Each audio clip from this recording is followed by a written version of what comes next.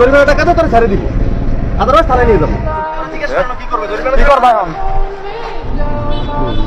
হ্যাঁ তিন লেগে মাপ, তুই তালাও পেলেন মাপ কিসের আবার? জরিমানা দেওয়ার মতো অ্যাবিলিটি আছে তোমার কাছে, মানে পয়সা আছে? হ্যাঁ, এখন ভাইয়ের কাছে বলো কি করবে। না তোর মাপ নেই, এটা তো ইচ্ছা কি তো এটা তো ইচ্ছা কি আর খারাপ